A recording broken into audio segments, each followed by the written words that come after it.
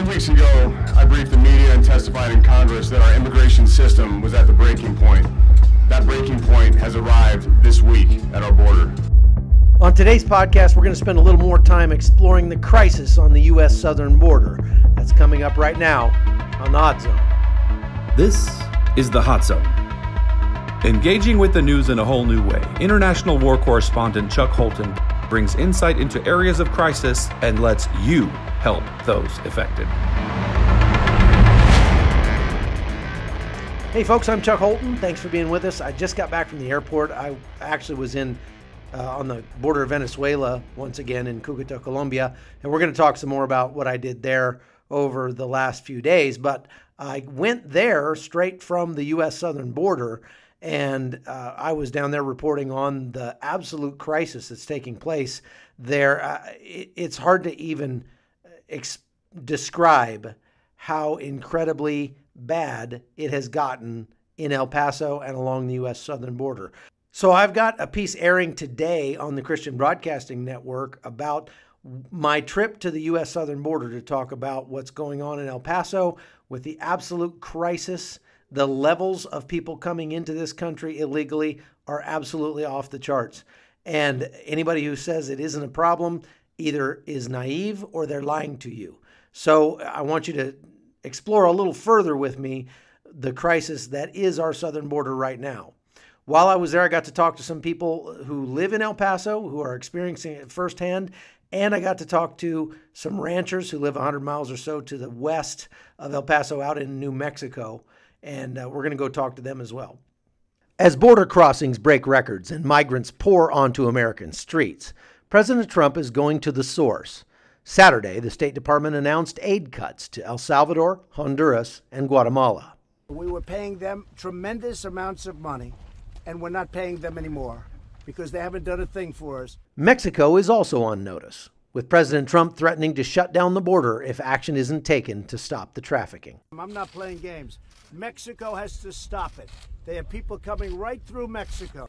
The Border Patrol predicts that numbers of illegal crossers into the U.S. will hit as many as 100,000 in March alone, and many of them are families. Up above on the bridge, dozens of families wait in line for up to 2 weeks to come in legally. But these migrants have jumped the line by entering illegally between the ports of entry. Now that they're on American soil, they must be given a court date. And with a system already crushed under the weight of more than 1 million asylum seekers, these Central American families know they'll be allowed to live in the United States for up to 3 years before they get their day in court. On Wednesday, Border Patrol Commissioner Kevin McAleenan visited the El Paso border fence to brief journalists about the crisis, and his message was a call for help. Here in El Paso, we have almost 3,500 migrants in custody this morning in facilities designed for many fewer. We had over 1,000 apprehensions in this one sector alone on Monday and encounters at our port of entry. The vast majority, again, families from Central America. And all of this is coming into facilities designed for short-term holds of single adults. This humanitarian mission, which we're committed to, is undermining our border security efforts. The Commissioner of the Border Patrol is here today in El Paso, and he's been giving a briefing to a whole bunch of journalists here along the border. What he's telling us is that they've picked up over 4,000 people the last 2 days, each day, alone, and that their facilities are absolutely, completely overwhelmed. And so we see these migrants behind me that are being kept underneath the bridge to Juarez and being fed, being given water, medical care. The Border Patrol is doing everything they can to treat them humanely. And the problem is they just don't have the agents and they just don't have the resources. And so now the commissioner is saying they're going to have to just let these people leave. 2 weeks ago, I briefed the media and testified in Congress that our immigration system was at the breaking point. That breaking point has arrived this week at our border. CBP is facing an unprecedented humanitarian and border security crisis all along our southwest border, and nowhere has that crisis manifested more acutely than here in El Paso. On Monday and Tuesday, CBP started the day with over 12,000 migrants in our custody. As of this morning, that number was 13,400.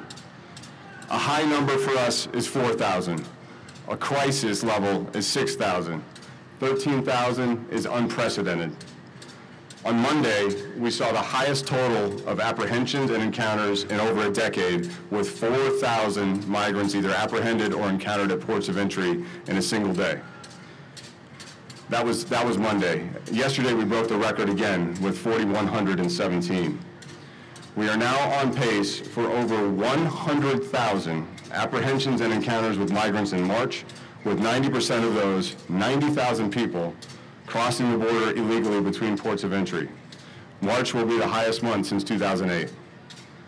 The arriving flows are made up primarily of Central American families and unaccompanied children. As if to prove his point, just as the commissioner was set to begin speaking, a group from El Salvador crossed the Rio Grande and turned themselves in right in front of the group of assembled journalists. These groups cannot be repatriated expeditiously, and instead are almost guaranteed to be released to remain in the U.S. indefinitely, regardless of the merits of their immigration or asylum claim. The last time we had crossings near this level, they were almost all single adults from Mexico who could be swiftly repatriated. There's a big difference. To put this in more recent context, in March, we will see over 55,000 family units alone. In March of 2017, when we were at historic lows, we saw 16,794 crossings total, including all demographics, adults, families, and children. This stark and increasing shift to more vulnerable populations, combined with overwhelming numbers and inadequate capacity to detain families and children at ICE and Health and Human Services, respectively, is creating a humanitarian crisis. In March, almost 40,000 children will come into CBP's custody after making a harrowing journey in the hands of violent and callous human smugglers through Mexico. The danger of violent assault on that journey, the potential for a tragic incident in the crossing or in overwhelmed CBP facilities and transportation networks is clear and present. It's going to be 85 degrees in El Paso today. The danger increases for all of those crossing our border unlawfully as it gets hotter. The same criminal organizations that are smuggling migrants, profiting from them, abusing them in the journey, are benefiting from our reduced security presence. They're bringing drugs, they're bringing adults who are trying to evade capture behind those families as we're bogged down with large groups. But not everyone agrees there's a crisis. During the commissioner's speech, a small group of protesters held signs and chanted slogans in front of a giant inflatable effigy of the U.S. president. Their message? Border Patrol are the criminals, and America should have no borders at all. Thousands of migrants are overwhelming city shelters and ministries in cities along the southern border, putting financial strain on local governments and nonprofits as well. It's also using up resources from the Border Patrol, which only makes the crisis worse. While 65% of crossings are now families and children, who most often present themselves to Border Patrol agents, 35% are still single adults who try to evade apprehension at our border. And within that flow are thousands of criminals, smugglers, gang members, and public safety threats that we're sworn to protect this country from. No one really knows how many illegals enter the U.S. without being caught. Here in New Mexico, 100 miles west of El Paso, the human tidal wave has left the Border Patrol unable to cover this remote stretch of desert where these ranchers live. So I got to meet a very interesting family. Joe Johnson is a rancher whose family has been farming out there in New Mexico right along the U.S. southern border for over 100 years. And they've got an absolutely mammoth piece of land that they ranch out there. They've got about 1,500 head of cattle. And get this, 160,000 acres. Like, that's a state. If they don't have their own zip code, I don't know why. 160,000 acres is hard to even comprehend. But they only have 8 miles of U.S. border with Mexico. And they have talked a lot about, while I was there, just how costly it is for them because the Border Patrol is no longer there to help out. Check this out. This right here is what the Border Patrol calls 19 Canyon, right here. And we've been told many times we ought to stay out of here because of the danger aspect of it, but we can't. We have to keep an eye on our border, and this is where we've had a lot of cattle stolen right here in this draw right here. So yeah, I mean that's the fence right there, isn't it? That's the fence.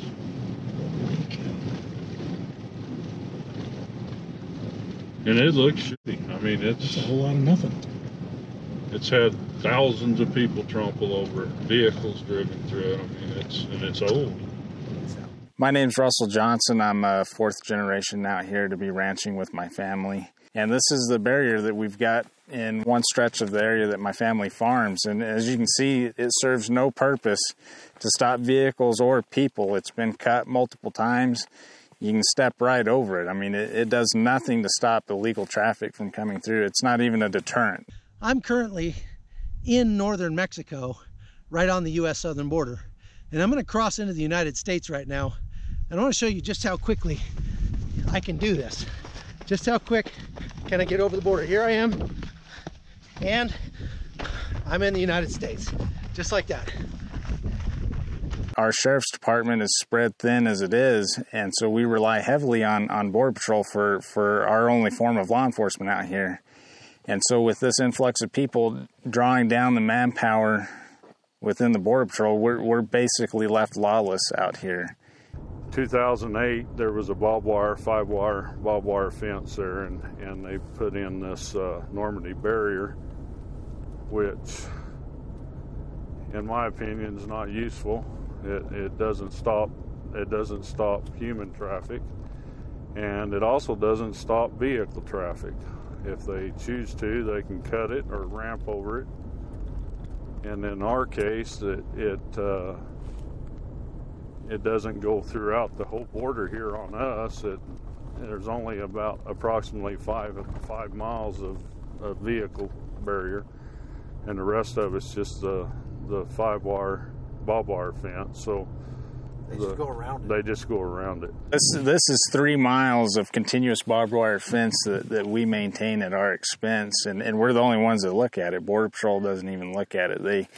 Their patrol basically stops at the end of this vehicle barrier right here, and we're left to keep an eye on the rest of it. So there's 3.5 miles of this just on your property. Yes. And anybody that wants, I mean, there's absolutely, it's barely even a speed bump. Right. There's not much deterrent right here with this barbed wire fence. So what would you say is the biggest threat to you and your family because of the state of this barrier? Well, first and foremost, it's always our safety. There's nothing here that's going to deter a vehicle from coming through, that's going to be speeding down the roads that my family travels. That's not going to stop a criminal alien from coming across and potentially doing harm to my family. And that's first and foremost our concern, is our family safety. And then secondly, it's our business.